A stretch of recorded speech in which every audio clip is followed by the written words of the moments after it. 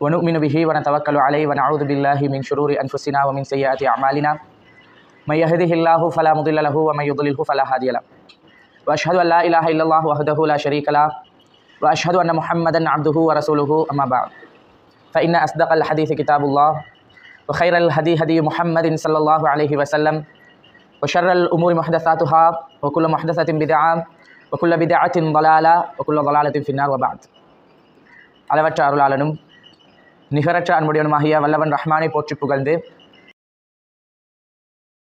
வாழ்ந்து காட்டிய நம் உயிரிலும் மேலான தலைவர் நபி முஹம்மது ஸல்லல்லாஹு அலைஹி வஸல்லம் அவர்கள் மீது ஸலவாத்தும் ஸலாமும் சொல்லி ஆரம்பம் செய்கிறேன். தாய்மார்களே, அல்லாஹுடைய மிக பெரும் அன்பின் காரணமாக அல்லாஹு தாலா எனக்கும் உங்களுக்கும் தந்திருக்கக்கூடிய இந்த நிரந்தரமில்லாத தற்காலிகமான வாழ்க்கையில் இந்த வாழ்க்கையை எப்படி வாழ வேண்டும், எப்படி வாழ்ந்தால் மறுமையில் அல்லாஹுடைய பரிசாக சொர்க்கத்தை பெற்றுக்கொள்ளலாம் என்பதனையும், இந்த உலகத்தில் நாம் எப்படி வாழக்கூடிய தண்டனையாக நரகத்தை பெற்றுக்கொள்ளலாம் என்பதனையும் அல்லாஹ் அழகான முறையிலே அல் குர்ஆன் அஸ்-சுன்னாவின் மூலம் தெளிவாக நமக்கு எச்சரித்து வழிகாட்டி இந்த வாழ்க்கையை தந்திருக்கிறார். அப்படி என்றால் இந்த உலக வாழ்க்கையை நாம் எப்படி வாழணும், அல்லாஹு தாலா நமக்கு வழிகாட்டியிருக்கக்கூடிய எச்சரித்திருக்கக்கூடிய அந்த அடிப்படையிலே அல் குர்ஆனையும் அஸ்-சுன்னாவையும் பின்பற்றி நாம் வாழ்வது மிக முக்கியம். அந்த அடிப்படையிலே அதாவது இன்றைய தினம் போடப்பட்டிருக்கக்கூடிய இந்த தலைப்பை பொறுத்த வரைக்கும் பிள்ளை வளர்ப்பு, அதாவது தாயின் பொறுப்பு, இது ரெண்டுமே. பிள்ளை வளர்ப்பு என்பது ஒரு முக்கியமான ஒரு பகுதி. இஸ்லாத்தில் குர்ஆனில் ஹதீஸில் அதிகமாக பேசப்பட்டிருக்கக்கூடிய மிக முக்கியமான ஒரு பகுதி. அந்த அதாவது பிள்ளை வளர்ப்பு என்ற பகுதியில் தாய்க்குன்னு சொல்லி ஒரு பொறுப்பு இருக்குது. தாய்க்குன்னு ஒரு பகுதி, பொறுப்பான ஒரு பகுதி இருக்குது.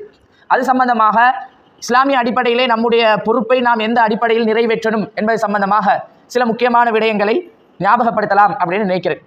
முதலாவதாக நாங்கள் புரிஞ்சு கொள்ள வேண்டிய விஷயம் என்னென்றால், அல்லாஹ்வுக்கு நாம் ஒரு பெரிய அளவில் நன்றி செலுத்த கடமைப்பட்டிருக்கிறோம். என்ன? நம்முடைய குழந்தை செல்வங்கள், பிள்ளைகள் அல்லாஹ் தரக்கூடிய ஒரு பெரிய அருள். அதுலேயும் கூட பாருங்கள், அல்லாஹு தாலா சில பேருக்கு பிள்ளைகளை கொடுத்திருப்பான், சில பேருக்கு கொடுத்திருக்க மாட்டான். பிள்ளைகள் இல்லாதவர்கள் என்ன செய்வாங்க? எங்களுக்கு குழந்தை பாக்கியம் கிடைக்கலையே, பிள்ளை இல்லையேன்னு கவலைப்படுவார்கள். ஆனால் இஸ்லாமிய அடிப்படையிலே பிள்ளைகளை வளர்க்க தவறியவர்கள், சரி, தாயுடைய பொறுப்புன்னுகிற நேரம் உலக அளவில் உலக அடிப்படையில் பார்த்தா நாம் பல விஷயங்களை ஒரு தாயுடைய பொறுப்புன்னு நாங்கள் நினச்சி வச்சுட்டு இருக்கிறோம். ஆனால் அதையெல்லாம் தாண்டி இஸ்லாம் சொல்லக்கூடிய சில பொறுப்புகளும் கடமைகளும் இருக்குது. அப்போ நாங்கள் இஸ்லாமிய அடிப்படையில் அந்த குழந்தையை வளர்க்காவிட்டால், நம்முடைய அந்த தாய்மையில் முக்கியமான பொறுப்பை நிறைவேற்றாவிட்டால், கடைசியில் என்னடா, குழந்தைகளை பெற்றவர்கள் ஏன் நாம் பெற்றெடுத்தோம் என்று கவலைப்படுகிற ஒரு காலமும் சந்தர்ப்பமும் வரும் என்பதையும் தாண்டி பல பேருக்கு அது வாழ்க்கையில் வந்திருக்குது. அப்படி வந்தவர்கள் கண்ணீர் வடித்துக் கொண்டு இருக்கிறார்கள். எந்த வயிற்றில் இப்படிப்பட்ட ஒரு பிள்ளையை பெற்றெடுத்தனா, இந்த பிள்ளைக்காகத்தான் நான் இவ்வளவு கஷ்டப்பட்டனா. இப்படி இன்னைக்கு வளர்ந்து சமூகத்தில் இருக்கக்கூடிய பல பிள்ளைகளுடைய பெற்றோர்கள் அழுது கை சேதப்பட்டு கொண்டு கண்ணீர் வடித்துக் கொண்டு இருக்கிறார்கள். அல்லாஹ் பாதுகாக்கணும். முதலாவது இந்த இடத்திலே உள்ள சகோதரிகள், தாய்மார்கள், நீங்கள் அல்லாஹ்வுக்கு அதிகம் நன்றி செலுத்த கடமைப்பட்டிருக்கிறீங்க. என்ன காரணம் என்றால், வெறுமனே குழந்தைகளை பெற்றுவிட்டோம், பிள்ளைகளை வளர்க்கிறோம் என்ற ஒரு நிலையையும் தாண்டி இஸ்லாத்தோடு, மார்க்கத்தோடு, அல்லாஹுடைய மாளிகையோடு, தாவாவுடைய விடயங்களோடு, மார்க்க விடயங்களோடு தொடர்பாக இருக்கக்கூடிய ஒரு பாக்கியத்தை இந்த இடத்துல இருக்கக்கூடிய பெண்களுக்கு அல்லாஹ் தந்திருக்கிறார். அல்ஹம்துலில்லாஹ். மௌலவி அவங்கள்ட்ட மாதிரி தான் நான் சொன்னேன், ஒவ்வொரு ஊர்களையும் இது மாதிரி பெண்களுடைய அமைப்பு, பெண்களுக்கென்று சொல்லி ஒரு ஏற்பாட்டு குழு, இன்னொரு பெண்ணையும், இன்னொரு சகோதரியை, இன்னொரு தாயை அல்லாஹுடைய மார்க்க விடயங்களை கற்றுக்கொள்வதற்காக, இஸ்லாமிய அடிப்படையிலான தெளிவுகளை பெற்றுக்கொள்வதற்காக ஒருவருக்கொருவர் என்ன உதவி செய்து அழைத்து எல்லாரும் ஒன்றாக மார்க்கத்தை படிக்கக்கூடிய அல்லாஹுடைய மாளிகையில் வந்து உட்கார்றது என்பதே என்னது, ஒரு பெரிய அருளா இல்லையா? இன்றைக்கு அதிகமான பெண்கள் பிள்ளைகளை பெற்றெடுத்து வளர்க்கிறோம் என்று சொல்லுவார்கள். அவர்களுடைய மார்க்க விடயங்களை, இபாதத்துகள், அவங்களோட தொழுகை, அவங்களோட திக்ர், அன்றாட துவாக்கள், குர்ஆன் ஓதுற விடயங்கள் எல்லாமே என்ன நடக்குது? புள்ள வளர்க்கிறோம் என்ற பேரில் சொந்த தனக்கான இபாதத்துகள் எல்லாம் நிறைய விட்டு கொடுக்குறாங்க. நிறைய அதுகளில் இருந்து தூரமாக வேண்டிய ஒரு சூழ்நிலை இருக்குது. அப்போ அல்லாஹ் நீங்கள் நிறைய அல்ஹம்துலில்லாஹ் எத்தனை தடவை சொன்னாலும் போதாது. அல்லாஹ் உங்களை அல்லாஹ்வுடைய மாளிகைக்கு நேரடியாக வந்து ஒரு இஸ்லாமிய நிகழ்ச்சி எனும்போது, பெண்களுக்குரிய ஒரு அமர்வுன்னு சொல்லும்போது அதற்கான ஒரு ஏற்பாடை செய்து ஏனைய சகோதரிகளையும் ஏனைய பெண்களையும் அழைத்து ஒரு ஏற்பாடு செய்யக்கூடிய ஒரு பாக்கியம் அல்லாஹ் தந்திருக்கிறான். அல்ஹம்துலில்லாஹ். அப்போ இந்த பெற்றோர்களாக இருக்கக்கூடிய நாம், தாய்மார்களாக இருக்கக்கூடிய நாம், நம்முடைய பொறுப்பு என்ன என்பதை புரிந்து கொள்வதில் இப்போ 2 பகுதி இருக்குது. ஒரு தாயாக இருந்தால் சாதாரணமாகவே இப்போ அல்லாஹு தாலா ஒரு தாயை பற்றி குர்ஆனில் என்ன சொல்கிறார்? 31வது அத்தியாயம் சூரா லுக்மான் 14வது வசனத்தில் நீங்கள் பார்க்கலாம். தாயை பற்றி அல்லாஹ் சொல்லுகிற நேரம் வவஸ்ஸைனல் இன்சான பிவாலிதைஹி, மனிதனுக்கு நாம் அவனுடைய பெற்றோரை பற்றி என்ன செய்திருக்கிறோம்? நல்லுபதேசம் செய்திருக்கிறோம். சரியா? சொல்லிட்டு அல்லாஹ் என்ன சொல்றான்டா, ஹமலத்து உம்முஹு வஹ்னன் அலா வஹ்ன். பெற்றோரை பற்றி நல்லுபதேசம் செய்திருக்கிறோம். அதிலேயும் ஆக முக்கியமான பகுதி எது? ஹமலத்து உம்முஹு வஹ்னன் அலா வஹ்ன். தாய் சுமந்தாள். அந்த தாய் என்ன செய்தா? குழந்தையை சுமந்தாள். எப்படி சுமந்தாள்டா? வஹ்னன் அலா வஹ்ன். அல்லாஹ் பாவிக்கிற வார்த்தையை பாருங்க, வஹ்னன் அலா வஹ்ன். பலகீனத்துக்கு மேல், ரொம்ப பலகீனப்பட்டு, கஷ்டத்துக்கு மேல நிறைய கஷ்டம், சிரமம், மிகப்பெரிய ஒரு பலகீனத்துக்கு மேல அல்லாஹ் சொல்லி காட்டுகிறார். சும்மா ஒரு தடவை சொல்லல, வஹ்னன் அப்படின்னு மட்டும் சொல்லல, பலகீனத்துக்கு மேல, அலா வஹ்ன், அதுக்கு மேல பலகீனப்பட்டு. ஏனென்றால் அப்படி ஒரு கஷ்டம், துன்பம், பலகீனம், சிரமம் எல்லாத்தையும் தாங்கி ஒரு தாய் ஒரு குழந்தையை பெற்றெடுக்கிறாள். தாய்மார்களுக்கு தெரியும், ஒவ்வொரு குழந்தைகளையும் பெற்றெடுக்கும் போது அந்த 9 மாதமும் கருவில் பிள்ளைகளை சுமக்கிற நேரம் ஒவ்வொரு உடலில் ஏற்படக்கூடிய மாற்றமாக இருக்கலாம், உளவியல் ரீதியாக மன ரீதியாக இருக்கக்கூடிய மாற்றங்களாக இருக்கலாம். மிகப்பெரிய ஒரு மாற்றத்தை தாங்கி கொண்டு பிள்ளைகளுக்காக அந்த சிரமத்தை எல்லாம் பொறுத்து கொண்டு அந்த தாய் பெற்றெடுக்கிறார். இப்போ இப்படி பெற்றெடுத்து பிள்ளையை வளர்க்கும் போது நிறைய பெற்றோர்கள் இன்றைக்கு என்ன செய்கிறார்கள் அப்படின்னு சொன்னால், குழந்தை பாக்கியத்தை தருவது அல்லாஹுடைய கையில் இருக்குது. சரி, அல்லாஹ் ஒரு குழந்தையை கொடுத்துட்டானா இதை வளர்க்கிறதுக்கான பல முறைகள் இருக்குது. நீங்கள் விரும்பின மாதிரி என்ன செஞ்சிடலாம், பிள்ளைகளை வளர்த்துடலாம். ஒரு காலம் இருந்துச்சு எப்படின்னா, ஒரு 8 பேர் 10 பேர் 12 பேர் பிள்ளைகளை பெற்று அப்படியே பெற்று போடுவாங்க. பிள்ளைகள் தானாக வளர்ந்துட்டே இருக்கும். சரி, ஒரு 1970-80க்கு முன்னாடி பிறந்த நிறைய குழந்தைகள்கிட்ட கேட்டுப்பாரு அப்படின்னா, இப்போ எல்லாம் தாய்மார்கள் தானே, ஒரு 50-45 வயசுல இருக்கிறவர்கள்ட்ட எல்லாம் கேட்டால் உங்களை வளர்த்தது யாருன்னு தாத்தாண்டுவாங்க. இன்னொரு புள்ள சொல்லும் 2வது தாத்தாண்டு. காரணம் என்ன? வீட்டில் 10 பிள்ளை இருக்கும். இப்போ மூத்த பிள்ளைய 2வது பிள்ளைய தான் உமா வளர்த்திருப்பா, 3வது 4வது பிள்ளை எல்லாம் தாத்தா நானா அவங்க தான் வளர்த்திருப்பாங்க. இவங்க அந்த மூத்த தாத்தா மௌத்தாகினா வீட்டில் இருக்கிற சின்ன கடைசி பிள்ளைகளுக்கு உமா மௌத்தாகின மாதிரி இருக்கும். இவங்க தான் என்னை வளர்த்தவங்க. என்ன நான் சொல்ல வரேன்னா, அது ஒரு காலம் அப்படி இருந்தது. விஞ்ஞான முன்னேற்றம் இல்லாத ஒரு காலம் இருந்துச்சு, தொழில்நுட்பத்தில் ரொம்ப பின்தங்கி இருந்த ஒரு காலம் இருந்துச்சு, கரண்ட்டே இல்லாத ஒரு காலம் இருந்துச்சு. ஒரு 5 மணி 6 மணி ஆகும்போது எல்லாரும் வீட்டுக்குள்ளேயே குடும்பமாக இருந்து சாப்பிட்டு நேர காலத்தோடு தூங்கிய ஒரு காலம் இருந்தது. அந்த காலத்தில் இருந்ததை விட இப்போ பிள்ளைகளை பெற்றெடுத்து வளர்ப்பது என்பது மிகப்பெரிய ஒரு சவாலான விடயம். அப்படியா இல்லையா? எங்களோட உமா எங்களை வளர்த்ததுக்கும் இன்றைக்கு நாங்கள் எங்களோட பிள்ளைகளை வளர்க்கிறதுக்கும் வித்தியாசம் பன்மடங்கு இருக்குது. ஏன்னா எங்களை வளர்க்கும் போது இந்த ஸ்மார்ட் போன்கள் இருந்தெல்லாம் பாதுகாப்பு பெற தேவையே இருக்கல, ஸ்மார்ட் போன் இருக்கல. ஆனால் இன்றைக்கு நாங்கள் குழந்தைகளை வளர்க்கும் போது நிறைய கவனமாக இருக்கிறோம். பிள்ளைகள் ஃபோன் பார்க்கக்கூடாது, ஹராமான விடயங்களுக்குள்ளே போய்த்தரக்கூடாது. இப்போ நாம சின்ன வயதில் இருக்கும்போது இந்த சினிமா இந்த படம் திரைப்படங்கள் எல்லாம் இருந்தாலும் ஓரளவுக்கு தான், மார்க்கமான இல்லங்கள்ல எல்லாம் பெருசாக இருக்காது. இருந்தாலும் எல்லா வீட்லையும் டிவி இல்லை. பெரும்பாலும் பிள்ளைகளை அதிலிருந்து பாதுகாக்கிறது ஒரு கஷ்டமான விஷயமாக இல்லை. இன்றைக்கு சுபஹானல்லாஹ், மார்க்கமான வீடுகளாக இருக்கட்டும், மார்க்கம் இல்லாத வீடுகளாக இருக்கட்டும், குர்ஆனையும் ஹதீஸையும் படித்த வீடுகளாக இருக்கட்டும், தாவாவோடு சம்பந்தப்பட்ட வீடுகள், எல்லா இடத்துலையும் பெரும்பாலும் அல்லாஹ் அருள் புரிந்தவர்களை தவிர எல்லா இடத்துலையும் பெரும்பாலும் என்ன, வாப்பா இஸ்லாமிய அழைப்பாளர், உம்மா மதரசா டீச்சர் அல்லது பாடசாலையில் ஆசிரியர் அல்லது ஏதோ ஒரு நல்ல உத்தியோகத்தில் இருப்பவர். சரி, வாப்பா பெரிய ஒரு மார்க்கத்துறையிலையோ அல்லது ஏதோ வியாபாரத்துறையிலையோ நல்லா படித்த அந்தஸ்தில் உள்ள ஒருத்தர். புள்ள எங்கே நிற்குது? புள்ள எங்கே நிற்குது? திரைப்படங்கள் பின்னாடி, சினிமாக்களுக்கு பின்னாடி, ஹராமான தவறான பாதையை நோக்கி போய்கொண்டு இருக்கக்கூடிய, மார்க்கத்துக்கு முரணான செயல்களை செய்யக்கூடிய நிறைய பிரபலங்களுக்கு பின்னாடி. அல்லாஹ் பாதுகாக்க வேண்டும். அதனால தான் நான் சொன்னேன், குழந்தையை வளர்க்கிறதுக்குன்னு பல முறைகள் இருக்குது. ஆனால் நாம் புரிய வேண்டிய விஷயம் என்னென்னா, அல்லாஹ் எனக்கு குழந்தையை தந்துட்டானா, எனக்குன்னு ஒரு பிள்ளை இருக்குதா, என்னுடைய ஒரு தாயாக என்னுடைய பொறுப்பு என்ன, என்னுடைய பொறுப்பு என்ன? அப்போ நாங்கள் எப்படி பார்க்குறோம்னா, சின்னத்தில் இருந்து சரி, இப்போ நான் கல்வித்துறையோடு சம்பந்தப்பட்ட, அதாவது கற்பித்தல் துறையோடு சம்பந்தப்பட்ட துறையில் தான் இருக்கிறேன். இப்போ அதிகமாக எங்கள்கிட்ட என்னென்னா, குழந்தை வளர்ப்பு சம்பந்தமாக நிறைய பெற்றோர்கள் பேசுவாங்க. சின்ன வயசுல இருந்தே பிள்ளைகளுடைய அறிவை வளர்க்கிறது எப்படி, சரி, கற்றலில் நல்ல ஆர்வத்தை உருவாக்குறது எப்படி, புள்ளோட மூளையை பிரெயினை நல்லா டெவலப் பண்ணி எடுக்கிறது எப்படி, இதுக்கு நிறைய ஆர்வம் கொடுப்பார்கள். 4 வயசுலே அபகஸ் கணிதத்தில் நல்ல முன்னேற்றம், 5 வயசுலே ஆங்கிலம், கம்ப்யூட்டருக்கு 6 வயசுல, இப்படி கல்வியில, அதாவது இந்த தற்காலிகமான இந்த உலகத்துக்கு மட்டும் என்று அவங்க நினைச்சு கொள்ற சில விஷயங்கள் இருக்கிறா இல்லையா. அந்த பொதுவாக நாம் எங்கட பாஷையில நாங்கள் பிரித்து வச்சிருக்கிறோம். இது பிரித்தது தான் உண்மையா பெரிய தப்பாக மாறி இருக்கிறது. என்ன பிரித்தது? உலகத்துக்கு தேவையான கல்வி, மறுமைக்கு தேவையான கல்வின்னு பிரிச்சோமே, பிரிச்சு இன்னைக்கு சமூகம் பிரித்து வச்சிருக்கிறே, அதுதான் மிகப்பெரிய தப்பு. என்ன தப்புன்னு சொன்னால், சரி உலக கல்வியே சரி, ஓகே, உலகத்துக்கு தேவையானதுன்னு வச்சுக்கோங்களேன், மறுமைக்குரிய கல்வின்னு ஒன்று வச்சிருக்கிறா இல்லையா. எங்களை பாஷையில் இப்போ அகைதா படிக்கிறதாக இருந்தால் புள்ள ஸ்காலர்ஷிப் எழுதி முடியணும். ஸ்காலர்ஷிப் தானே முக்கியம், 5ஆம் ஆண்டு எக்ஸாம் முக்கியமே, அதை எழுதி முடிஞ்ச பிறகு நாங்கள் அகைதா படிக்க வைப்போம். இப்போ அகைதாண்டா என்ன? இஸ்லாத்தின் அடிப்படை நம்பிக்கை கோட்பாடு. அதை எதுக்கு பின்னாடி போட்டாங்க? 10 வயசு பிள்ளைக்கு தொழுக கடமையுமாகி தொலாட்டி அடிங்கன்னு சொன்ன வயசு, அதுக்கு பிறகு தான் புள்ள அகைதாவே படிக்க போகுது. சரியா? ஃபிக்ஹ் மார்க்க சட்ட திட்டத்தின் அடிப்படை. அதை எங்க போட்டாங்க? ஃபிக்ஹ் எல்லாம் இப்போ என்னத்துக்குமா, சின்ன புள்ள ஒரு ஓஎல் முடிஞ்ச பிறகு ஃபிக்ஹ் படிக்க வச்சா போதும். 16 வயசாகி புள்ள பருவ வயதையும் அடைந்து சட்ட திட்டங்களை, அல்லாஹு அக்பர் சுபஹானல்லாஹ், பெண்களுடைய நிகழ்ச்சி என்பதால் சில விடயங்களை நான் கொஞ்சம் தெளிவாக, கொஞ்சம் என்ன ஓப்பனா பேச வேண்டி இருக்குது. சரியா?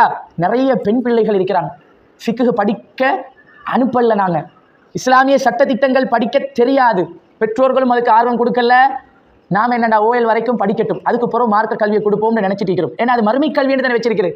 மார்க்க கல்வி என்ன, என்ன மறுமை கல்வி, அது என்னமோ எப்பயாவது நடக்க போற ஒன்று தானே, அந்த டைமுக்கு பார்த்துக்கொள்வோம் என்ற மாதிரி வச்சிருக்குது. உலகம் என்றா இப்ப இன்றைக்கு இப்ப வாழ்ற வாழ்க்கை, இந்த உலகம், அதுக்கு தேவையானது தான் ஸ்காலர்ஷிப், அதுக்கு தேவையானது தான் ஓஎல், அதுதான் ஏஎல், அதுதான் யூனிவர்சிட்டின்னு அது மட்டும்தான் இருக்குது. இதெல்லாம் படிக்கக்கூடாது, எங்கேயுமே படிக்கக்கூடாதுன்னு நாங்கள் சொல்லவே இல்லை. நம்முடைய முஸ்லிம் சமூகத்தில் ஒவ்வொரு பிள்ளைகளும் திறமையாக படிக்கணும். ஓஎல்ல 9 எடுக்கக்கூடிய இலங்கையில் ஒவ்வொரு வருடமும் 12,000 15,000 மாணவர்கள் எடுக்கிறாங்க. அதில் முஸ்லிம் மாணவர்களுடைய பெயர்கள் அதிகம் வரணும். இதைத்தான் நாங்கள் விரும்புகிறோம். ஏஎல் செய்யக்கூடிய மாணவர்களில் முஸ்லிம் மாணவர்கள் இன்னும் அதிகம் யூனிவர்சிட்டிக்காக, பல்கலைக்கழகத்துக்காக, பட்டப்படிப்புக்காக தெரிவு செய்யப்படணும். கட்டாயம், அது சமூகத்தின் தேவை. இன்றைக்கு எங்களோட பொம்பளை பிள்ளைகள் இருக்கிறாங்க, எங்களோட மனைவி இருக்கிறா, சகோதரிகள் இருக்கிறாங்க. ஒரு தாய், ஒரு பெண் திருமணம் முடித்து குழந்தையை சுமக்கிறாள், கர்ப்பிணியாக இருக்கிறாள். அந்த பெண் தன்னுடைய, அதாவது மெடிக்கல் தேவைகள் இருக்குமா இல்லையா, சரி, இந்த மருத்துவ தேவைக்காக ஒரு குழந்தையை பெற்றுக்கொள்வதற்காக ஒரு 3 தடவை 4 தடவை என்ன செய்ய வேண்டி வந்துடும்? புள்ள வயிற்றில் இருக்கிற நேரமே என்ன செய்ய வேண்டி வந்துடும்? ஆஸ்பத்திரியில் போய் ஸ்கேன் பண்ண வேண்டி வரும். ஸ்கேனிங் பண்ணுறதா இல்லையா, குழந்தை உள்ளுக்கு நல்லா இருக்குதா இல்லையான்னு பார்ப்பாங்க. அப்போ ஒரு 20 வயசு வரை, 21 வயசு வரை வாப்பா என்ன செஞ்சிருப்பார்? ஒழுக்கமாக வளர்த்திருப்பார். அன்னி ஆம்பளோட கண்ணில் படாமல் அபாயாவை போட்டு, ஜில்பாபை போட்டு, ஹிஜாபை போட்டு மறைச்சி வாகனத்தில் ஏற்றி கூட்டிட்டு போய் எந்த ஒரு ஆணுக்கும் ஒரு தலைமுடியாவது அந்நிய மகரம் இல்லாத ஆணுக்கு காண்பிக்காமல் வளர்த்திருப்பார் வாப்பா. திருமணம் முடிச்சு கணவனும் ஒரு 10 மாதம், அதாவது அந்த குழந்தை பிறக்கும் உருவாகும் வரைக்கும் ஒழுக்கமாக வச்சிருப்பார். ஆனால் நிர்பந்தம் என்ன நடக்குது இப்ப சமுதாயத்தில்? ஒரு அந்நிய ஆணுக்கிட்ட தன்னுடைய ஒரு தலைமுடியை காட்டாத ஒரு பொம்பளை புள்ள ஒரு இன்னொரு ஆண் கிட்ட, முஸ்லீமாக இருக்கட்டும் இல்லாமல் இருக்கட்டும், முஸ்லீம் சமுதாயத்துக்குள்ள அது ஒரு இது என்ன தெரியுமா, முஸ்லீம் டாக்டர் தானே. என்ன டாக்டர்? இந்த விஓஜி டாக்டர்னு சொல்லுவோமா இல்லையா, விஓஜி கைனோகாலஜிஸ்ட்னு சொல்ற, அதாவது குழந்தை பிறத்துக்காக நாங்கள் போற வைத்தியர் இருக்கிறாரா இல்லையா. சரி, இப்ப முஸ்லீம் டாக்டர் தானே ஆம்பளை டாக்டரை தெரிவு செய்து போறாங்க. டாக்டர் இல்லாததால போறது. 2வது, நான் என்ன சொல்ல வர்றேன்டா, முஸ்லிமோ இல்லையோ, ஒரு முஸ்லிம் பெண்ணுக்கு ஒரு அந்நிய ஆண் மகரம் இல்லாத ஆணிடும் போது ஆண் தான். அந்த ஆணிடத்திலே போய் தன்னுடைய வயிற்றை திறந்து காட்டி ஸ்கேன் பண்ணும்போது ஒழுக்கமா வளர்ந்த ஒரு பிள்ளைக்கு எப்படி இருக்கும்? எப்படி இருக்கும்? ஒரு தலைமுடியை கூட நான் திறந்து காட்டினதில்லை இது வரைக்கும். அப்போ ஒரு அந்நிய ஆண், அது முஸ்லீமாக இருக்கட்டும் இல்லாமல் இருக்கட்டும், எல்லாரும் ஆண் தான், எல்லாரும் ஆண் தான். சரியா? அப்ப என்ன விஷயம் என்றால், நான் என்ன சொல்ல வர்றேன் என்றால், கல்வி சமூகத்தில் மிக முக்கியமான தேவை. குறிப்பாக நம்முடைய பெண் பிள்ளைகள் கட்டாயம் நல்லா படிச்சே ஆகணும், பல்கலைக்கழகங்களுக்கு போகியே ஆகணும். முஸ்லிம் சமூகத்துக்குள்ள ஊரில் ஒரு ஆளாவது இந்த விஓஜி லேடி டாக்டராக உருவாகணும். குறைஞ்சது ஒவ்வொரு ஊருக்கும் ஒரு டாக்டராக இருந்தால்தான் முஸ்லிம் பெண்களுக்கு என்ன செய்யலாம், அந்த பெண் வைத்தியரை தேடி போகலாம். அப்படி நிலைமை எல்லா ஊர்லையும் இருக்குதா? எல்லா ஊர்லையும் இருக்குதா? இல்லை. சரியா? எந்த அளவுக்குண்டா, அரசாங்க வைத்தியசாலைக்கு நாங்கள் போனால் அது எங்கட கையில் இல்லை. ஆண்களோ பெண்களோ அங்கே உள்ள வைத்தியர்கள் தான் எல்லாம் செய்வாங்க. பிரசவம் பார்க்கறதுல இருந்து ஆண்களுடைய முன்னாடி தான் நடக்குது. சரியா? நான் ஒரு சம்பவம் சொல்கிறேன் உங்களுக்கு.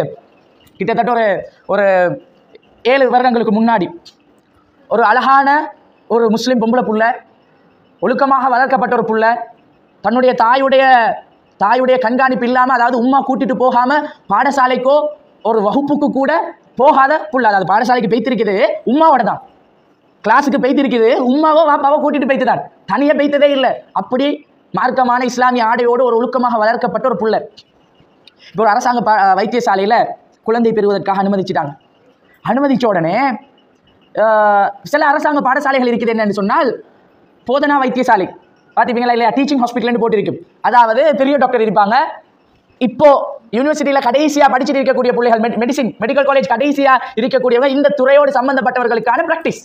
அப்போ ஒரு பெண் வந்து குழந்தையை பிரசவிக்கிற நேரம் அந்த பெரிய டாக்டர் என்ன பண்ணுவாண்டா, தன்னுடைய இந்த கடைசி ஃபைனல் இயர்ல உள்ள கடைசி லெவலில் இருக்கிற இந்த விஓஜி ஆகிறதுக்கான, கைனோகாலஜிஸ்ட் ஆகிறதுக்கான கடைசி லெவலில் உள்ள எல்லா மாணவர்களையும் ஒரு 10 பேரை கூட்டிட்டு வந்தா அதில் ஒரு 5-6 யார் இருக்க போறா, ஆண்கள் தான் இருக்க போறாங்க. நீங்க கணக்கு போட்டு பாருங்களேன், இன்னைக்கு விஓஜி டாக்டர்ஸ் அடிச்சு பார்த்தா 50 டாக்டர்கிட்ட பேர் வந்தா 6 அல்லது 7 பெண் வைத்தியர்கள் இருப்பாங்க. அதிகமானவர்கள் ஆண்கள் தான். ஆண் வைத்தியர்களை நான் குறை சொல்லவில்லை. நான் என்ன சொல்ல வரேன்னா, முஸ்லிம் சமூகத்தில் ஒழுக்கமாக வளர்க்கப்பட்ட இந்த புள்ள, இந்த டாக்டர் அரசாங்க வைத்தியசாலைக்கு வைத்துட்டாங்க. இந்த டாக்டர் என்ன பண்றாங்கன்னா, பிரசவ நேரம், டெலிவரி டைம், ஒரு 10 ஆண்களை கூட்டிட்டு வந்து, ஆண்கள் சொன்னா டாக்டர்ஸ், ஃபைனல் இயர் டாக்டர்ஸ், அவங்க இவங்களுக்கு முன்னாடி படிச்சு கொடுத்து கொண்டே அந்த டெலிவரி பிரசவத்தை பார்க்குறான். எப்படி பிரசவம் செய்யணும், எப்படி பண்ணணும். இப்போ ஒரு பெண் பிரசவ நேரத்தில் உச்சகட்ட வேதனையா இருக்குமா இல்லையா? சுபஹானல்லாஹ், அல்லாஹ் குர்ஆன்ல இதை குறிப்பிட்டு சொல்ற அளவுக்கு எவ்வளவு பெரிய வேதனை, தாயை எல்லாம் எவ்வளவு கண்ணியப்படுத்தி இருக்கிறான். அதுல ஆக முக்கியமே இந்த பிரசவ வேதனை தான், தாய்க்கு கிடைக்கிற கண்ணியத்துல. அப்படிப்பட்ட ஒரு நிலைமையில அந்த தாய் வந்து, நான் ஒழுக்கமா வளர்ந்த புள்ள, நான் இவ்வளவு காலம் இப்படி இருந்ததில்லை, என்னுடைய மறை உறுப்பை எத்தனையோ ஆண்கள் பார்க்க வேண்டி வந்துட்டேன். குழந்தை கிடைக்கிற அந்த பிரசவ நேரத்துல மனசு அப்படியே என்ன செஞ்சுட்டு என்னடா இப்படி நடந்துட்டு, என் வாழ்க்கையில் இப்படி 10 ஆண்கள் முன்னாடி என்னை இப்படி பார்க்க வேண்டிய ஒரு சூழ்நிலை வந்துட்டேன். அவன் மனசு அப்படியே அப்செட் ஆகிறான். குழந்தையை பிரசவிக்கிறதுக்கான அந்த என்ன உடம்புல சக்தி இருக்கணுமா இல்லையா, இல்லாட்டி மயக்கம் வந்துடும். குழந்தைய பிரசவிக்கிறதுக்காக அவக்கு கொடுக்க வேண்டிய அந்த முழுமையான சக்தி கொடுக்க முடியாமல் அந்த பிரசவம் நிறைய பிரச்சனையாகி, அந்த குழந்தைக்கு நிறைய பிரச்சனையாகி, இது பின்னாடி அந்த பெண் மனநலம் பாதிக்கப்பட்டு பெரிய அளவுல இப்படி 1 அல்ல 2 அல்ல ஒழுக்கமாக வளர்ந்த பல பெண் பிள்ளைகளுக்கு இந்த பிரச்சனை இருக்குது. அப்ப இதுக்கு தீர்வு எங்க? நம்முடைய சமூகத்திலிருந்து என்ன ஆகணும்? எங்கட பிள்ளைகள் படிச்சு பட்டம் பெற்று வியோஜியாக சரி பிரசவம் பார்க்கக்கூடிய திறமையான பெண் வைத்தியர்கள் இந்த சமூகத்தில் உருவாகணும்.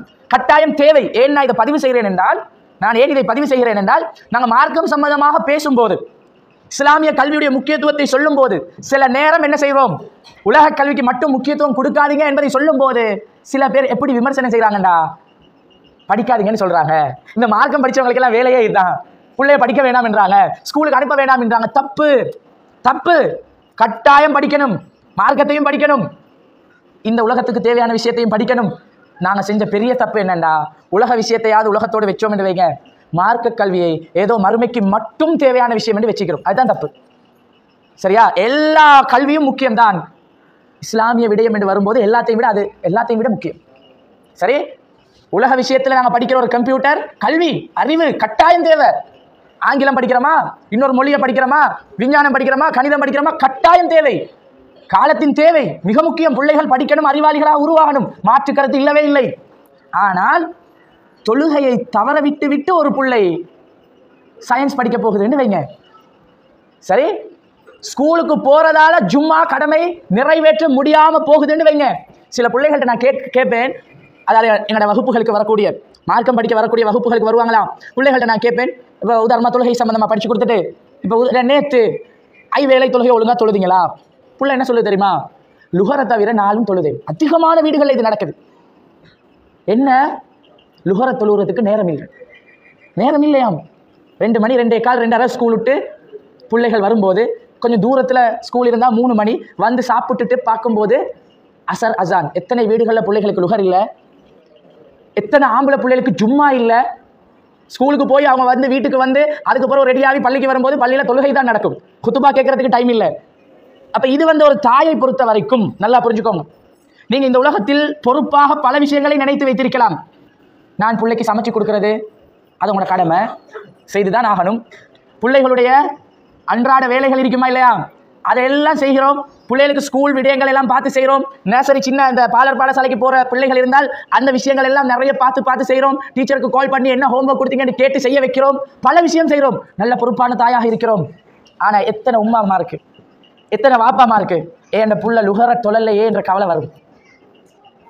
ஸ்கூல் விட்டு வந்ததோட சாப்பிட்டியா, டைம் இல்லை கேட்க. தொழுதியா, டைம் இல்லை கேட்க.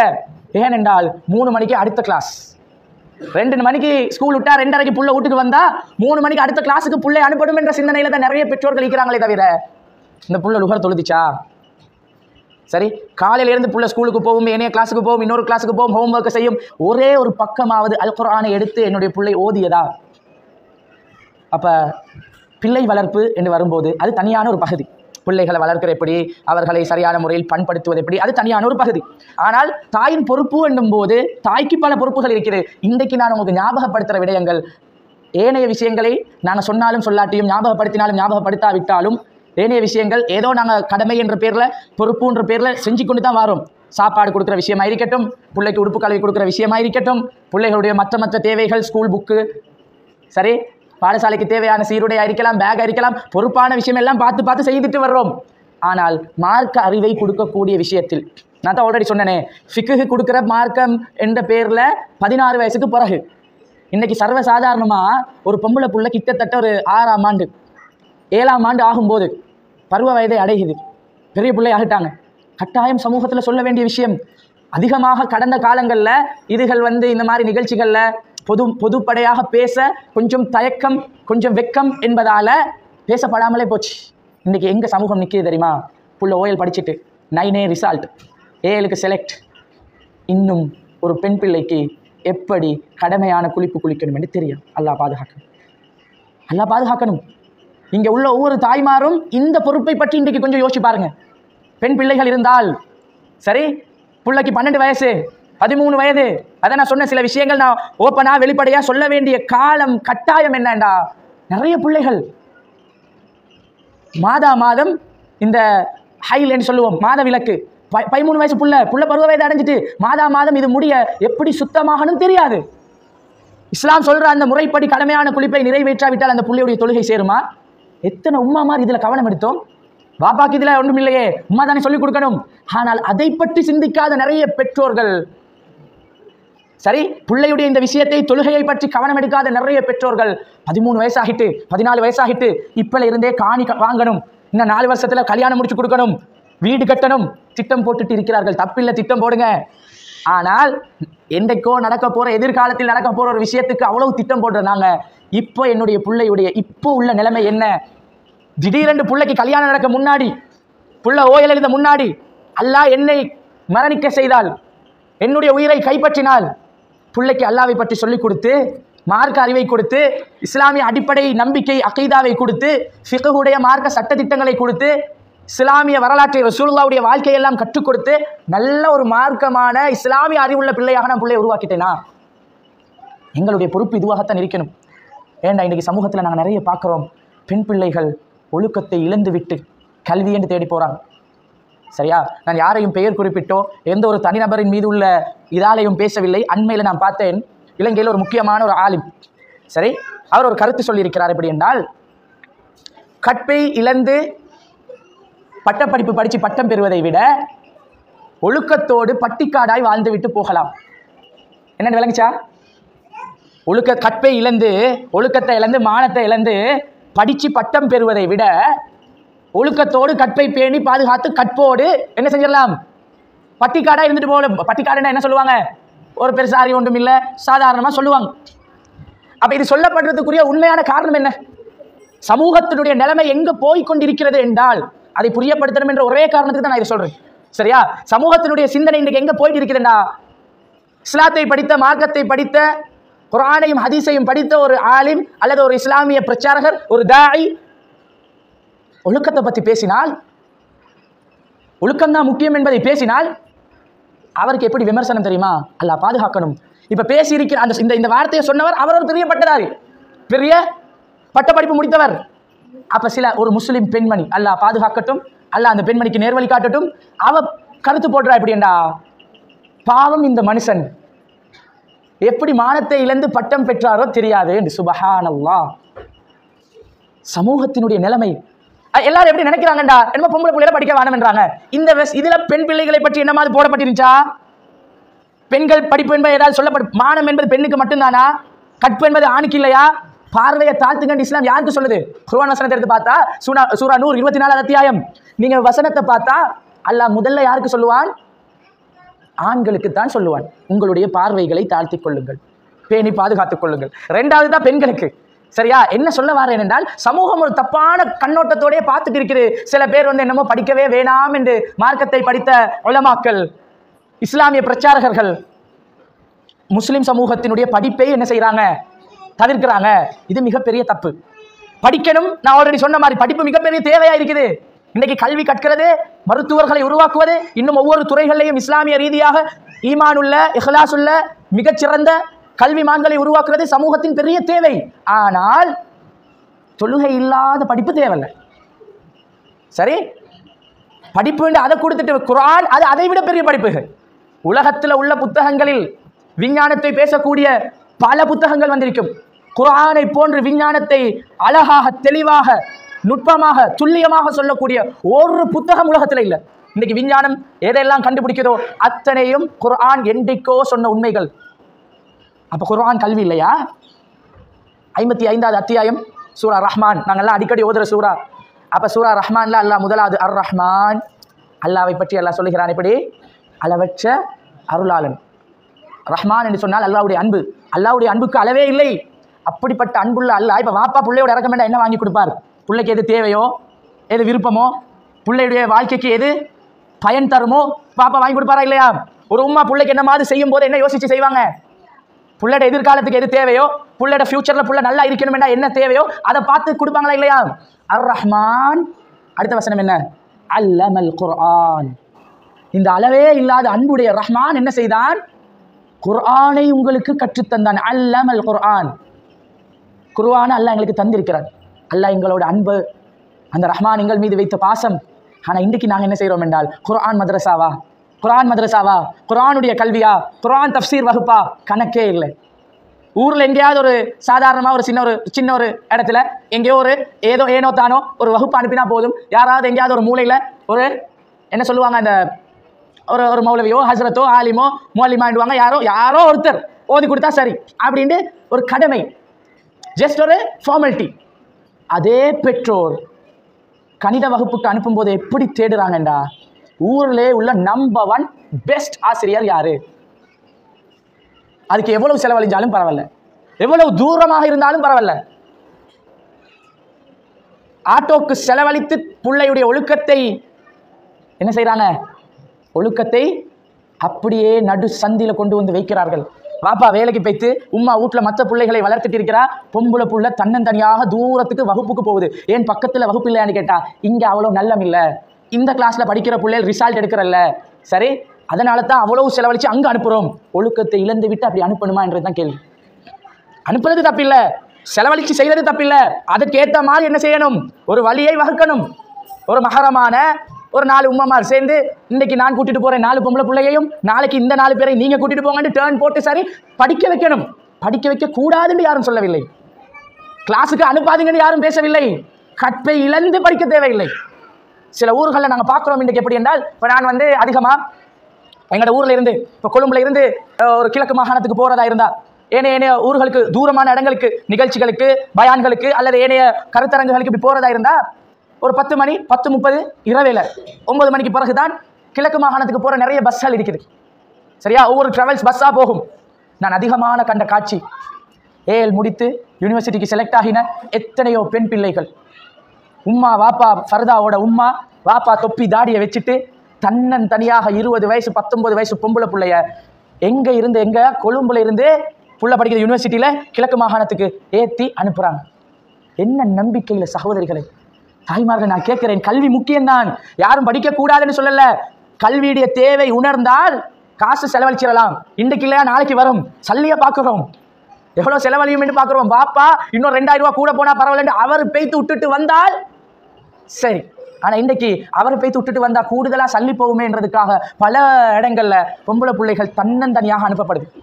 இரவு நேரம் காலையில போய் 4 மணி 5 மணிக்கு தான் என்ன செய்யும், பஸ் நிற்கும். அது வரைக்கும் அந்த பெண் பிள்ளைக்குரிய பாதுகாப்பு என்ன, அந்த பிள்ளையுடைய கற்புக்கு யார் உத்தரவாதம், அந்த பயணத்தில் இரவுல என்ன நடக்க போகுதோ, திடீரென்று பஸ்ஸுக்கு அல்லாஹ் பாதுகாக்க என்ன மாதிரி நடந்தால் அந்த இடத்துல யாரு மஹரமான ஒரு ஆண் என்ன துணை ஒன்றும் இல்லை. இஸ்லாம் தடை போட்டிருக்குதா இல்லையா?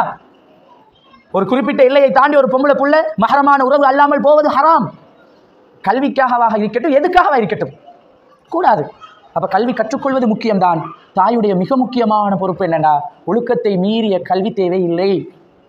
5ஆம் ஆண்டுல 6ஆம் ஆண்டுல ஸ்கூல் புத்தகத்திலே போட்டிருக்கிறாங்க ஒழுக்கம். இந்த படிக்கிற பிள்ளைகிட்ட கேட்டா தெரியும். ஒழுக்கம் ஞாபகம் இருக்கிறவங்க சொல்லுங்க, என்ன போட்டிருக்கும்? உயிரிலும் ஓம்பப்படும். புத்தகத்துல போட்டிருக்குது. உயிரை விட ஒழுக்கம் பெருசு இங்க போட்டிருக்குது. அது ஓகே, சரியா? ஆனால் கற்பை விட ஒழுக்கம் பெருசுன்னு போட்டா பேசுறவங்களுக்கு விமர்சனம். பெண்கள், அதுவும் முஸ்லிம் பெண்களாம், இந்த மீடியாவில் இருக்கக்கூடிய என்னத்தை எடுத்தாலும் விமர்சனம் பண்ணக்கூடிய பல பெண்கள் இருக்கிறாங்க, சரியா? அப்ப அவங்க தான் பேசுறாங்க. ஏதோ முஸ்லிம்களுக்கு படிக்கவே வேண்டாம் என்று சொன்னது போல தெளிவாக இந்த இடத்துல உள்ள சகோதரிகளுக்கும் இங்க உள்ள தாய்மார்களுக்கும் தெளிவாக நான் சொல்றேன், நீங்க முழுக்க முழுக்க உங்களோட பிள்ளையோட இருந்து கல்வி அறிவை கொடுங்க. கல்வி கற்றுக்கொள்வது இஸ்லாத்தில் மிக முக்கியமான விடயம். அறிவை வளர்த்துக் கொள்வது இஸ்லாத்தில் மிக முக்கியமான ஒரு பகுதி. அந்த அறிவுகளில் எல்லாம் மிகச்சிறந்த அறிவு எது? இந்த கல்வியில எல்லாம் மிகப்பெரிய கல்வி எது? நீங்க படிச்சிருப்பீங்க நிறைய ஹதீஸ், சரியா? நிறைய ஹதீஸ் கல்வி சம்பந்தமாக.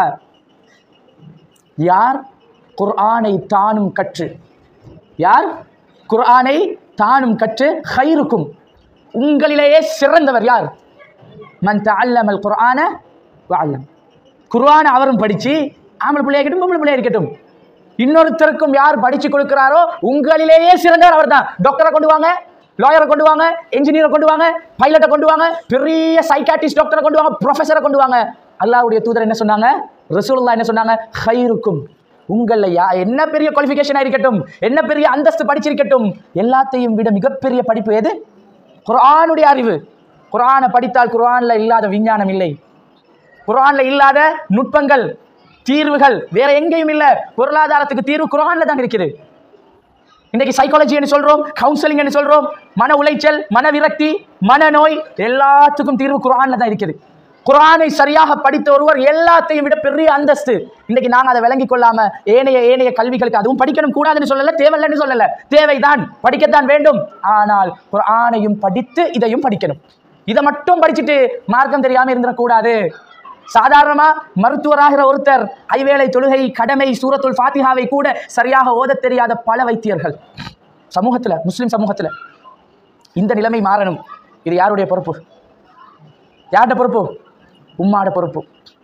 ஆண்களுக்கு இஸ்லாம் சில கடமைகள் பொறுப்புகள் வைத்திருக்குது. ஒரு தந்தைக்கும் இது கடமை, பிள்ளையுடைய விஷயங்களை பார்க்கறது. ஆனால் அதிகமான பொறுப்பு யார்ட கையில் இருக்குது? தாயிட கையில் இருக்குது. ஒரு பிள்ளையை அழகா நல்லா வளர்த்தெடுக்கணும் என்றால் முதலாவதாக நீங்க பிள்ளைக்கு தொழுகையை கொடுக்கணும். சின்ன வயசுல இருந்தே குர்ஆனை கொடுத்திருக்கணும். துஆக்களை மனநமிட வைத்திருக்கணும். சுப்ஹானல்லாஹ், இன்னைக்கு எங்கள் சமூகத்தில் நான் வேதனையோட சொல்றேன், இது கல்வித்துறையோடு சம்பந்தப்பட்டிருப்பதனால், சின்ன பிள்ளைகள் இருந்து பெரியவர்கள் வரைக்கும் கற்பித்து கொடுப்பதனால் இன்றைக்கு 2ஆம் ஆண்டு புள்ள எலக்யூஷன் போகுது. அல்ஹம்துலில்லாஹ், போகத்தான் வேணும், படிக்கத்தான் வேணும், எந்த தப்பும் இல்லை, போகுது. அல்ஹம்துலில்லாஹ். எத்தனையோ பயம் கவிதைகள், பாடல்கள் எத்தனையோ பாடமாக்கி வச்சிருக்கிறாங்க. அதே 5 வயசு 6 வயசு பிள்ளைகிட்ட சாப்பிட முன்னாடி என்ன துவா, சாப்பிட்ட பின்னாடி என்ன துவான்னு கேட்டா தெரியாது. தூங்கி எழும்பின பிறகு என்ன துவா ஓதுறேன்னு கேட்டா பல பிள்ளைகளுக்கு ஒழுங்கா தெரியாது. காலையில் ஓத வேண்டிய துவாவை கேட்டால் புள்ள தடமாறுது. ஆனால் உலக மகா யுத்தத்தினுடைய மொத்த வரலாறு மனப்பாடம். வேர்ல்டு மேப்பை கரைச்சி குடிச்சிருக்குது புள்ள. ஆனா சொந்த உம்மா வாப்பாக்காக வேண்டி என்ன துவா கேட்கிற, குர்ஆன்ல அல்லாஹ் சொல்லி தந்த துவா என்ன தெரியாது. ஒரு காலம் வரும் வரைக்கும் எங்களுக்கும் விளங்காது. படிக்கணும் என்று நாங்கள் விட்டுட்டே இருப்போம். எதை மட்டும் படிக்கணும்? இந்த உலக விஷயங்களை மட்டும் படிக்கணும் விட்டுட்டு இருப்போம். ஒரு காலம் வரும்போது பிள்ளைக்கு பெற்றோருடைய அருமை விளங்காமல் போகும். இதை அதிகமான பெற்றோர்கள் கண் கலங்கி மனவேதனையோடு மனசு நொந்து கண்ணீர் வடித்து தங்களுடைய பிள்ளைகளுடைய நிலைமைகளை சொல்லி, இந்த பிள்ளைக்கு ஒரு கவுன்சிலிங் கொடுக்க இயலாதா, இந்த பிள்ளையை மாற்றி தர இயலாதா, இந்த பிள்ளையை திருத்தி தர முடியாதா என்று வேதனைப்படுவதையெல்லாம் கண்கூடாக பார்த்து விட்டு உங்களோட பேசுகிறேன். நிறைய உம்மா வாப்பா பிள்ளைகளை வளர்த்து விட்டுட்டாங்க, மார்க்க அறிவை அவங்க கொடுக்கவில்லை. கடைசி என்னண்டா, இந்த உம்மா இந்த வாப்பா உயிரோடு இருக்கிற நேரமே உணர்வுகளால் மௌத்தாகி விட்டார்கள். உம்மா உசுரோட தான் இருக்கிறாங்க, வாப்பா உசுரோட தான் இருக்கிறார், ஃபீலிங்ஸ் செத்துட்டு, உணர்வுகள் உயிரிழந்து விட்டது. ஏன்? 9 மாதம் கருவில் சுமந்த தாய் 2 வருடமாக கண் விழித்து கஷ்டப்பட்டு எல்லா பிரச்சனைகளை சந்தித்து பிள்ளைக்கு பாலூட்டின தாய் 10 வருஷமாக குழந்தையை சின்னத்திலிருந்து ஒவ்வொரு படிப்படியாக வளர்த்து வளர்த்து வளர்த்து எல்லா சிரமங்களையும், ஒரு சின்ன பிள்ளையை வளர்த்தெடுக்கிற கஷ்டம் எல்லா தாய்மார்களும் அனுபவிச்சிருக்கிறீங்க, எல்லாருக்கும் தெரியும். ஆனால் வளர்கிற பிள்ளைகளுக்கு அது தெரியாது. அவங்களுக்கு படிப்புண்டு அது மட்டும் சொல்லப்பட்டிருக்கிறதே தவிர குர்ஆனுடைய அறிவு சரியாக கொடுக்கப்படாவிட்டால், குர்ஆனிலே பெற்றோர்கள் சம்பந்தமாக அல்லாஹ் சொல்லக்கூடிய கௌரவம் என்ன, கண்ணியம் என்ன, ஒரு உம்மா எப்படி பார்க்கப்பட வேண்டும், ஹதீஸிலே அல்லாஹ்வுடைய தூதர் பெற்றோர்களுக்கு கொடுத்திருக்கக்கூடிய அந்தஸ்து என்ன, இதையெல்லாம் சரியாக நாம் கொடுக்காவிட்டால், எந்த புத்தகம், விஞ்ஞான பாடத்தை எடுத்துக்கோங்க, வரலாறு பாடத்தை எடுத்துக்கோங்க, ஹெல்த் சயின்ஸ் என்று சொல்லுவோம், சரி, இப்படி ஓஎலுக்கு பிள்ளைகள் படிக்கிற பாடமாக இருக்கட்டும், கெமிஸ்ட்ரி ஃபிசிக்ஸாக இருக்கட்டும், எல்லாம் எடுத்துக்கோங்க. எந்த பாட புத்தகத்தில் பெற்றோருடைய பெருமதி பேசப்பட்டிருக்கிறது? ஒரு புக் காட்டுங்க, காட்டுங்க. உம்மாவை கண்ணியப்படுத்தணும் என்று என்ன பாடம் சொல்லிக் கொடுக்குது? எந்த பாடசாலையில்? பாட புத்தகத்தில் நான் சொல்றேன். ஏனைய விடயங்கள்ல தான் சொல்லிக் கொடுக்கப்படுதே தவிர இந்த புத்தகங்களில் அது இல்லை. அதனால் அந்த புத்தகங்களை படிக்கக்கூடாதுன்னு சொல்லவில்லை. ஏன் திரும்ப திரும்ப இதை சொல்றேன்டா? இப்படி பேசினாலே டக்குனு தான் படிக்க வேணும் என்றாங்க. இந்த மௌலைமார்க்கே இதுதான் வேலை, ஸ்கூலுக்கு அனுப்ப வேணாமாம், உங்களை பிள்ளைகளை படிக்க வேணாமாம், இப்படியே சொல்கிறார்கள். அது வேணாம் என்று சொல்லவில்லை, அதுவும் வேண்டும்.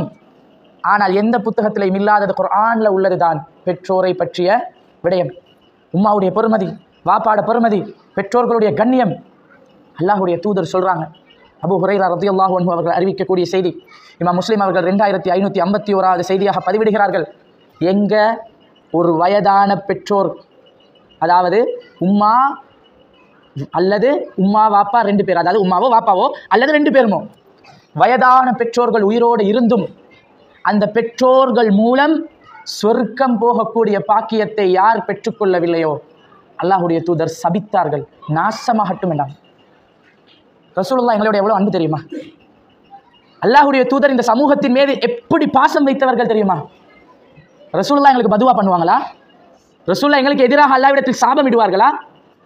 அப்ப ரசூலுல்லாஹ் சாபம் இட்டு இருந்தால் அது எவ்வளவு பாரதூரமான விஷயமாக இருக்கும். ரசூலுல்லாஹ் என்ன சாபம், என்ன பதுவா? வயசான உம்மா வாப்பா 60 வயசு தாண்டி 55 வயசு தாண்டி வயசான உம்மா வாப்பா இருக்குது, பிள்ளையும் 20-25 வயசுல இருக்கும், 30 வயசுல இருக்கும், அந்த பிள்ளைக்கும் பிள்ளைகளும் இருக்கும். ஆனால் இந்த வயதான தாயுடைய உணர்வுகளை விளங்கிக் கொள்ளாமல், வயசான அந்த வாப்பாப்பட்ட கஷ்டம், அந்த வாப்பாப்பட்ட துன்பம், அவருடைய வியர்வை, இந்த தாயுடைய வருத்தம், தாய் செய்த தியாகம் எல்லாத்தையும் புரிந்து கொள்ளாமல் அந்த புள்ள உம்மாவுடைய மனதை நோகடிக்கும். அந்த புள்ள தாயை வீட்டை விட்டு விரட்டும். எப்ப குர்ஆனுடைய அறிவு கொடுக்கப்படாவிட்டால். நான் ஒரு வீடியோ பார்த்தேன் சகோதரிகளே, தாய்மார்கள், இது முக்கியமான ஒரு விஷயம். இந்தியாவில் ஒரு முஸ்லிம் பெண் மிகப்பெரிய ஒரு அந்த நிகழ்ச்சிகள், இந்தியா தொலைக்காட்சி நிகழ்ச்சிகளில் மிகவும் பிரசித்தி பெற்ற ஒரு நிகழ்ச்சி, ஒரு சின்ன வீடியோ கட் அந்த வாட்ஸ்அப்பில் வந்து இருந்துச்சு, போட்டிருந்தாங்க. ஒரு முஸ்லிம் பெண் ஹிஜாப் போட்டிருக்குது, முஸ்லிம் என்று காட்டிக்கொள்றதுக்காக இருக்கும்னு நினைக்கிறேன். ஆடையில் மட்டும் இஸ்லாம் அல்ல, சரியா, எல்லாத்திலையும் இஸ்லாம் இருக்கணும். நான் என்ன சொல்ல வர்றேன் என்றால், மார்க்க அறிவு சரியாக கொடுக்கப்படாவிட்டால், சும்மா கடமைக்கு மார்க்க ஆடைகளை போட்டுக்கொள்றவர்களும் இருப்பார்கள், உண்மையா உணர்ந்து போடுறவர்களும் இருப்பார்கள். அதே மாதிரி ஆடை மட்டும் இஸ்லாமிய ஆடையாக இருந்தும் வேலை இல்லை, எல்லாத்திலையும் இஸ்லாம் இருக்கணும். ஒரு நிகழ்ச்சி இந்தியாவில் டிவியில் பிரபல்யமான ஒரு நிகழ்ச்சி, இதில் வயதான தாய் தந்தையரை வீட்டிலே வைத்துக் கொள்வது தற்காலத்துக்கு பொருத்தமானதா அல்லது முதியோர் இல்லங்களில் அவர்களை போய் சேர்ப்பது தற்காலத்துக்கு பொருத்தமானதா? இதுதான் தலைப்பு. பேசுகிறார்கள். வல்லாஹி, அல்லாஹ் மீது ஆணையாக அந்த வீடியோவை ஒரு சகோதரர் அனுப்பியிருந்தார். எப்படி என்றால், முஸ்லிம் சமூகத்துக்கு திட்டி, முஸ்லிம் பெண்களுக்கு ஏசி அப்படி போட்டு அனுப்பியிருக்கிறாங்க. அப்போ என்னன்னு பார்த்தா, அந்த நிகழ்ச்சியில் இந்த பக்கமாக நிறைய தமிழ் பெண்கள், தமிழ் சகோதரிகள் தாயுடைய பெருமையை பற்றி பேசுகிறார்கள், தங்களுடைய மதத்தில் தாய்க்கு கொடுக்கப்பட்ட கண்ணியத்தை பேசுகிறார்கள், தாயை வீட்டில் வச்சுத்தான் பார்க்கணும் என்று பேசுகிறார்கள். எவ்வளவு கஷ்டமா இருந்தாலும், எவ்வளவு பிரச்சனையா இருந்தாலும், எவ்வளவு பெரிய சுமையாக இருந்தாலும், நம்மை பெற்ற தாய், நம்முடைய தாய், நமக்காக கஷ்டப்பட்டவர், அதனால நாம் பொறுமையாக பொறுத்து கொண்டு அந்த தாயை கவனிக்கணும், அந்த தாய்க்கு நாம் கடமைகளை செய்யணும், அவர்களை நல்ல முறையிலே பாதுகாத்து அவர்களுக்கு நல்ல முறையிலே உபகாரம் செய்யணும் என்று பேசுகிறார்கள். இங்கே அடுத்த பக்கத்தில் ஹிஜாபை போட்டுட்டு ஒரு முஸ்லிம் பெண்மணி அங்கால பேசுகிறவர்களுக்கு எதிராக பேசுகிறார். முஸ்லிம் பொம்பளை என்ன சொல்கிறா தெரியுமா? இப்போ ஈக்கிற காலத்தில் இந்த உம்மாமார மாமிமார மாமாமார வாப்பாமார வீட்டில் வச்சு நாங்கள் பார்க்கணுமா இருந்தால், ஆண் மட்டும் வேலைக்கு போய் சம்பாதிக்கணுமாக இருந்தால், பெண் வந்து வீட்டுக்கு பொறுப்பாக இருந்தால் வாழ்க்கை வாழ முடியாது. ஏன்னா செலவு கூட, மாப்பிள்ளை சம்பாதிக்கிறதால மட்டுமா கட்டுப்படி ஆகாது. நானும் வெளியே வேலைக்கு போகணும், நானும் சம்பாதிக்கணும், அப்பதான் கரண்ட் பில் கட்டலாம், அப்பதான் வீட்டு கூலி கட்டலாம், அப்பதான் குடும்பத்தை சரியாக நடத்தலாம். நாங்க வேலைக்கு போனா இந்த வீட்டுல இருக்கிற மாமாக்கு பிடிக்கிறதில்ல, மாமிக்கு பிடிக்கிறதில்ல, அதனால இவங்களை வீட்டுல வச்சுக்கொள்ள முடியாது. அவங்கள முதியோர் இல்லத்துல போய் சேர்த்தா நாம என்ன சும்மாவா சேர்க்கிறோம்? நான் என்ன ரோட்லயா போய் தொடுறோம்? நாங்க காசு கட்டி பொறுப்பா பார்த்துக்கொள்றதுக்கு ஆள் வச்சு தானே செய்கிறோம். இந்த அறிவுல பேசும்போது, லொஜிக்கலா பேசும்போது சரிதானே என்று தான் நினைக்கும். என்ன நல்லா படிச்சிருக்குது, இந்த பேசக்கூடிய ஆளை பார்த்தா நல்லா படிப்பறிவு இருக்குது. படிச்சு மட்டும் போதாது, மார்க் அறிவு இல்லாவிட்டால் சரியா? என்ன நான் சொல்ல வரேன்டா, அந்நிய பெண்கள் கூட, அந்நிய என்ன நான் சொல்றேன், இஸ்லாத்தில் இல்லாத ஏனைய தமிழ் சகோதரிகளே தங்களுடைய மதத்தில் பெற்றோர்களுக்கு கொடுக்கக்கூடிய முக்கியத்துவத்தை உணர்ந்து பேசுகிற நேரம், உலகத்திலேயே பெற்றோரை இப்படி கண்ணியப்படுத்திய ஒரு மார்க்கம் இருக்காது. பெற்றோருடைய கண்ணியம் என்றால் தனி தலைப்புல மனுத்தியால கணக்கு பேசலாம். இஸ்லாத்தில் உள்ள மிகப்பெரிய கடமை எது? 1வது கடமை, ஃபர்ஸ்ட் கடமை என்ன? தொழுகை. தொழுகைக்கு அடுத்தபடியாக அல்லாஹ்வுக்கு மிக மிக பிடித்தது எது? அமல்கள்லேயே தொழுகைக்கு அடுத்ததாக மிகச்சிறந்த அமல் எது? பிர்ருல் வாலிதை, பெற்றோருக்கு நல்லுபகாரம் செய்தல். மற்ற பக்கம் பாருங்க, இஸ்லாத்தில் ஆக பெரிய பாவங்களில், பெரும் பாவங்களில் 1வது பாவம் எது? ஷிர்கு, அல்லாஹ்வுக்கு இணை வைத்தல். அல்லாஹ்வுக்கு இணை வைத்தல். அடுத்த 2வது மிகப்பெரிய பாவம், பெரிய குற்றம் எது? பெற்றோரை நோவினை செய்தல். பெற்றோரை அடிக்கிறல்ல, சரி, பெற்றோரை கொண்டு போய் ரோட்ல விடுறதல்ல, நோவினை செய்தல். இஸ்லாம் குர்ஆன்ல அல்லாஹ் சொல்ற வார்த்தை என்ன? வகுல்லஹுமா கௌலன் கரீமா, அவர்களோடு அழகான முறையில் நல்ல வார்த்தையா பேசுங்க. ஃபலா தகுல்லஹுமா உஃபின், சீ என்று கூட அவர்கள் மனசு நோகும்படி பேசுறாதீங்க. இப்படி சொல்ற ஒரு மார்க்கத்தில் இருந்து கொண்டு ஒரு முஸ்லிம் பொம்பளை தைரியமா உலகமே பார்க்குற ஒரு நிகழ்ச்சியில வந்து பெற்றோரை பத்தி இது மட்டுமல்ல, இன்னும் நிறைய பேசுறாங்க, நேரம் இல்லை, சொல்ல நேரம் முடியுது. நான் என்ன சொல்ல வருகிறேன் என்றால், வெறுமனே அறிவை மட்டும் கொடுத்தால் போதாது. உலக விஷயங்களில் குர்ஆனை பற்றி பிள்ளைகளுக்கு தெரியாவிட்டால், ஹதீஸை பற்றி பிள்ளைகளுக்கு தெரியாவிட்டால், நீங்க வளர்த்த உங்களோட பிள்ளையை ஒரு நாள் உங்களை விட்டு வீட்டை விட்டு வெளியேற்றும். நீங்க எல்லாம் பெரிய தொல்லை, உங்களை வச்சுட்டு இருந்தா செலவு கூட, போய் இருந்துக்கோங்க. ஒரு உம்மாவை எத்தனை பிள்ளைகள் இன்றைக்கு பந்தாடுகிறார்கள் தெரியுமா? 4 பிள்ளை இருக்கும், நானாக்கும் தம்பிக்கும் தாத்தாக்கும் தங்கச்சிக்கும் சண்டை. நானா பார்க்க உம்மாவை நீங்க பாருங்க. அண்மையில் நான் கண்டேன், ஒரு மகள் உம்மாவை பார்க்க இயலாதுன்னு சொல்லி தன்னுடைய மைனியோட, அதாவது தன்னுடைய கணவனுடைய சகோதரியோட சண்டை பிடிச்சி, நீ பாருண்டு தன்னுடைய தாய மருமகள்கிட்ட அனுப்பி வைக்கிறார், எனக்கு பார்க்க இயலாண்டு. அப்ப இதெல்லாம் வெறுமனே உலக அறிவை மட்டும், கம்ப்யூட்டரை மட்டும் படிச்சு கொடுத்ததுக்கு, சயின்ஸை மட்டும் படிச்சு கொடுத்ததுக்கு பெற்றோருடைய முக்கியம் விளங்க போறதில்லை. நாளை உங்களுடைய கடைசி காலம் வரும்போது, மறுமையில் அல்லாஹ் உங்களிடத்தில் உங்கள் பிள்ளைகளை பற்றி கேட்கும்போது, இந்த உலகத்தில் நீங்கள் இருக்கும்போதே உங்களோட கண்ணுக்கு முன்னாடி விளங்கும், நான் மார்க்க அறிவை படித்து கொடுக்காததனால் வந்த விளைவு. உங்களோட புள்ள உங்களை எதிர்த்து பேசும், உங்களுக்கு மேலே சத்தத்தை உயர்த்தி பேசும், உங்களுடைய வார்த்தைகளை மீறி தேவையில்லாத காரியங்களை செய்யும். அன்றைக்கு நினைக்கும், இவ்வளோ படிக்க வச்சதை விட, படிக்க வச்சிருக்கணும், மார்க்க அறிவை கொடுக்காம படிக்க வச்சிருந்தா விளங்கும். என்ன, இவ்வளவு படிக்க வச்சதை விட மார்க்க அறிவை கொஞ்சம் கூடுதலாக கொடுத்திருந்தால் நல்லா இருந்திருக்குமே என்று நினைக்கும். அதனால இன்ஷா அல்லாஹ் பிள்ளைகளுக்கு சொல்லிக் கொடுக்க வேண்டிய விஷயத்தில் தாயுடைய மிகப்பெரிய பொறுப்பு ஒழுக்கம். தொழுகை 4வது அத்தியாயம் 103வது வசனம். தொழுகையை பற்றி அல்லாஹ் சொல்லும் போது, தொழுகை இன்ன ஸலாத்த, நிச்சயமாக தொழுகை என்ன செய்யும்? கானத் அலல் முஃமினீன கிதாபம் மவ்கூதா. இது முக்கியம். இன்றைக்கு டைம் மேனேஜ்மெண்ட் என்று தனி பாடநெறி இருக்குது. லட்சக்கணக்கு செலவழித்த பிள்ளைகளை படிக்க வைக்கிறார்கள். டைம் மேனேஜ்மெண்ட் என்ன, நேர முகாமைத்துவம். ஒன்று சொல்றேன், 7 வயசுல இருந்த உங்களோட பிள்ளைகளை சுபகுக்கு நேரத்துக்கு அசான் சொல்லும் போது எழுப்பி தொலை பழக்கினீங்கண்டா, அசான் சொல்லும் போது உங்களோட புள்ள உழு எடுத்து தொழுகையை எதிர்பார்த்து காத்து கொண்டிருக்கக்கூடிய பழக்கத்தை ஒவ்வொரு நாளும் 5 வேளையும் அல்லாஹ் தொழுகை கடமை என்று மட்டும் சொல்லல, கிதாபம் மவ்கூதா. தொழுகை என்பது நேரம் குறிக்கப்பட்ட கடமை. அமல்களிலே சிறந்த அமல் எது என்று கேட்கிற நேரம் ரசூலுல்லாஹ் சொன்னது தொழுகை என்று அல்ல, அஸ்ஸலாத்து அலா வக்திஹா, ஆரம்ப நேரத்து டைமுக்கு தொழுகிற தொழுகை. புரியுதா? மகரிபுக்கு 5:50க்கு பாங்கண்டா 5:40க்கு அசர் தொழுகிற தொழுகை அல்ல. சரி, அசருக்கு 3:20க்கு அசான்டா 3:10க்கு தொழுகிற லுகர் அல்ல. அசான் சொன்ன உடனே ஆரம்ப நேரத்தில் நேரத்துக்கு தொழப்படும் தொழுகை. இந்த ஒரு பழக்கத்தை உங்களோட பிள்ளைக்குள்ள உருவாக்குங்க. புள்ளை நேரத்துக்கு வேலை செய்யக்கூடிய அந்த பழக்கத்தை பெற்றுக்கொள்ளும். இப்படி இஸ்லாத்தை சரியாக செய்தால், மார்க்கத்தை சரியாக கடைபிடித்தால், நாங்கள் இன்றைக்கு உலகத்தில் எத்தனையோ செலவழித்து தனியாக செஞ்சு கொண்டு படித்து கொடுக்குற பல விஷயங்களுக்கு தீர்வு இங்கேயும் இருக்குது. இங்கேயே எல்லாமே இருக்குது, உண்மையாக சரியாக நாம் கொடுத்தால். அதனால் இன்றைய தினம் இன்னொரு முக்கியமான விஷயத்தை சொல்லி நிறைவு செய்கிறேன். இன்றைக்கு இந்த டிசம்பர் காலம் சரியா, அதிகமான பாடசாலைகளில் என்ன நடக்குது? சின்ன பிள்ளைகள்ட்ட இந்த நர்சரி கான்செர்ட் நடக்கும். இப்போ உங்களோட ஊர்களில் எப்படின்னு எனக்கு தெரியாது, ஏன்னா பெரும்பாலும் இஸ்லாமிய ஆசிரியர்கள் இருக்கக்கூடிய முஸ்லீம் பாடசாலைகள் இருக்குது. இப்போ நாங்கள் இருக்கிற பகுதிகளில், கொழும்பு பகுதிகள் எல்லாம் பார்த்தால் குவாலிட்டி சரி, நல்ல படிப்பு அப்படி என்று நாங்கள் என்ன செய்கிறோம், ஒரு நர்சரியை தெரிவு செய்து போடுகிறோம். அப்படி போடும்போது நிறைய பேர் ஒன்றை கவனிக்க தவறுறோம். போடலாம், இங்கேயும் போடலாம். ஆனால் அந்த இடத்தில் மார்க்கத்துக்கு முரணான விடயங்கள் நடக்கும்போது என்ன செய்யணும்? நாம் தவிர்த்து கொள்ளணும், ஒதுங்கி இருக்கணும். எங்களோட குடும்பத்தில் ஒரு கல்யாணம் நடக்குது சரி, அப்போ அந்த கல்யாண வீட்டில் இருக்கலாம், குடும்பத்தோடு இருக்கலாம். திருமண மண்டபத்தில் ஆண் பெண் எல்லாம் கலந்து ஒன்றா இருந்தால் மார்க்கத்துக்கு முரணானது நடந்தால் நாம் என்ன செஞ்சு கொள்வோம்? தவிர்த்து கொள்வோம் சரியா. ஆனால் இப்போ இங்கே என்ன நடக்குதுன்னா, பிள்ளைகள் சின்ன 4 வயசு புள்ள, 5 வயசு புள்ள நர்சரி என்று சொல்லி, கான்செர்ட் என்று சொல்லி இசையோட பார்த்திருப்பீங்க. நிறைய உம்மாமார் வாப்பாமார் முஸ்லிம் பெற்றோர்கள், குறிப்பாக குர்ஆன் சுன்னாவை பின்பற்றக்கூடிய நம்முடைய பெற்றோர்கள் புள்ளைய மியூசிக், சிங்கள பாட்டு, ஹிந்தி பாட்டு, இங்கிலீஷ் பாட்டு, என்னென்ன பாட்டு வேணுமோ எல்லா பாட்டுக்கும் மேடையில் பப்ளிக்காக புள்ள வந்து டான்ஸ் ஆடுது. உம்மாவும் வாப்பாவும் குர்ஆன் சுன்னாவை பின்பற்றக்கூடியவர்களாம் பார்த்து கை தட்டிட்டு அதையே வீடியோவை பிடிச்சி அல்ஹம்துலில்லாஹ் என்னுடைய பிள்ளையுடைய திறமை என்று போடுறாங்க. சுப்ஹானல்லாஹ். இப்போ இதுக்கு என்ன சொல்ற?